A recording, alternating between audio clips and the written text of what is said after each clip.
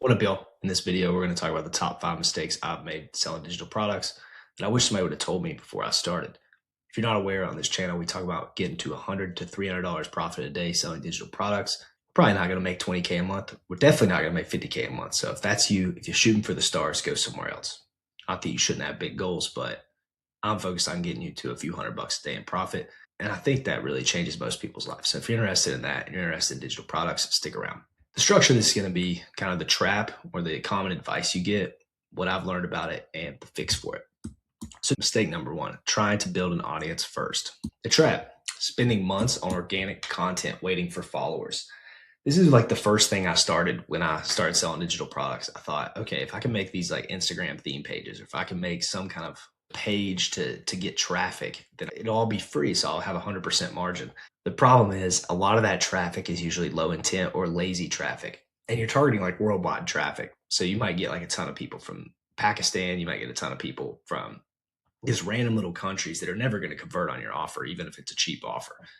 Not always, that there are people that do organic and make money. I just think that's extremely hard. And it's extremely hard to get data and feedback to figure out if your stuff even works in the first place, because you might get 1,000 views, but that's not really 1,000 views. Those people could have just been scrolling. That still counts as a view. Are they really going to convert on that stuff? Do they even really want to see that? Or if you target people with meta ads specifically, is what I do, you have a lot more intent. You can put out a direct response. You can put like, hey, this is what this is the price of this thing, or et cetera, et cetera. And then you get a direct response from the person. Like I said, you can do that in organic content, but difficult. So the fix for this, you don't need a following. You just need $200, $150, $250 to test on ads, and a ballsy claim. Big claim that stands out from all the other claims. Paid ads will allow you to validate a hook in 48 hours rather than 6 months. Because when you're trying to build content, first you got to figure out how to get the views. And then you got to figure out how to convert those views to paid customers. Number 2, prioritizing pretty over cash. Trap here, spending weeks picking the perfect funnel builder, the color palette, the logo, the brand name, trying to make everything pretty and that you think it's good, trying to be perfect in your brain, but you don't know perfect. You don't even know what works. What you have to realize is that 95% of the success is the copy, the words on the screen, the hook. 5% is just like everything else, making sure everything works. A good test for this is if a product won't sell on a crappy Google Doc or a basic text page. There's no fancy plugin that will save it. I know someone that sold over $10 million of digital products to women on a page that looks almost like this Miro board I'm showing you now. Like, it is that simple. So just know you don't have to make everything fancy. In certain markets, you don't have to be fancy at all. Certain markets, maybe you have to be a little fancier, but we target desperate buyers, desperate pain points. And a lot of those people are older and they're just used to simple, basic sales page anyway. And guess what? They're easier to make. So it's a win-win. So the fix there, stop doing the fancy stuff. Start building the hook, nail that headline, and then the ugly page will outperform. Number 3 is selling education instead of pain. This one's a really hard one to get your head around. And because once you understand this, doesn't even mean that you can beat this. I still do this at times. But the trap here is writing copy that sounds like a curriculum or a step-by-step manual. Like you're literally just walking someone through exactly what it is, when that's not really copy. You have to hit their emotional pain. And when people read this stuff, they don't want to learn.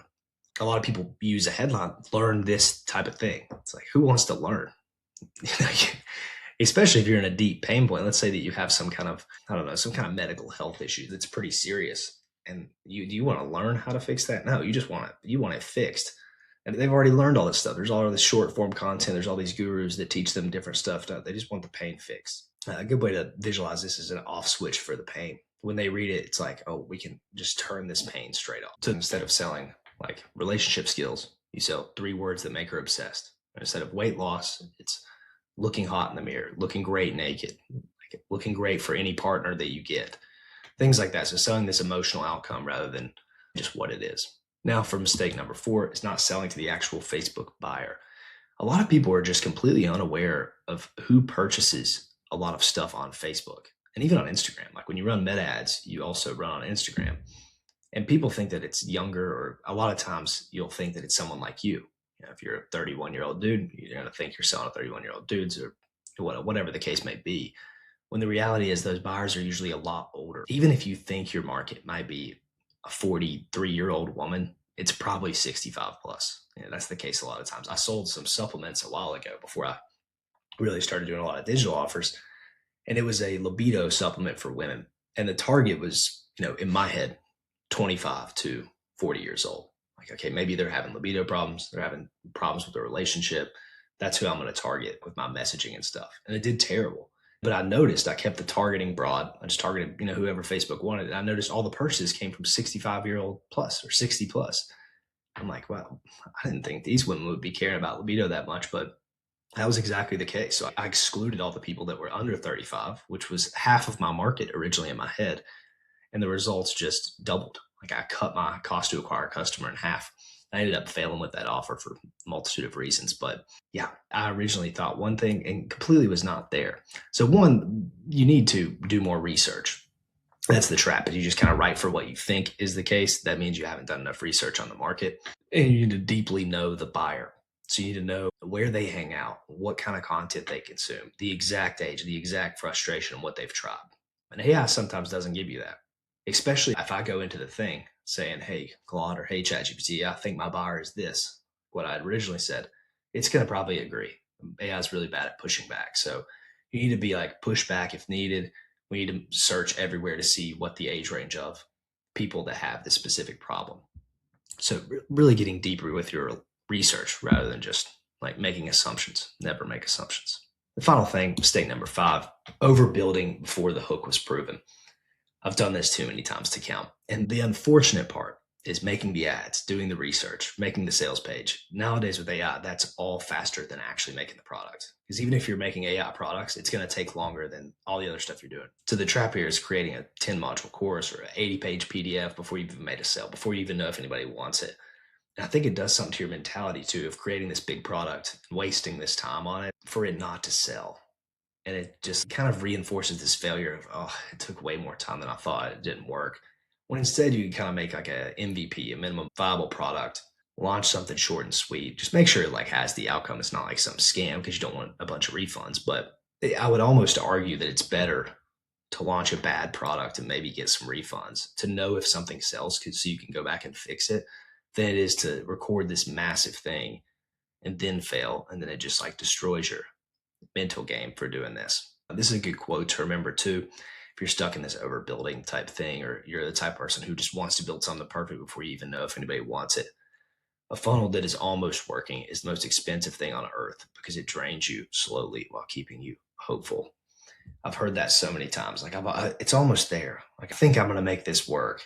And a lot of times, maybe that's the case. Maybe you are almost about to make something work, but you're spending tons and tons of money trying to. And that's why I haven't talked about it much in this video, but I say I do these $150 tests. So you run $150 of ads, and if it doesn't sell, you've got a loser. Either you have to rework the hook, rework the whole product, or just move on. Because you should know within that, you should have enough clicks if you run good ads, you're targeting right, to know if your offer is resonating with the market. And even one sale, 2 sales out of $150 to spend, that's pretty good. It is almost working, but in a better way. Not an almost working of, well, there are people clicking and, some are adding to cart. That's not the relevant part. The relevant part is sales. Do people convert on your page? So the fix there, use a minimum viable product. Like I said, sell the hope first. If the ads don't get sales, the market is saying no. So don't even bother building the full product. That's the top 5 mistakes. Hopefully you learned something from this video. Please reference back if you're going to start digital products. You don't want to make these mistakes. They cost time and they cost money. You don't want to do that. Peace.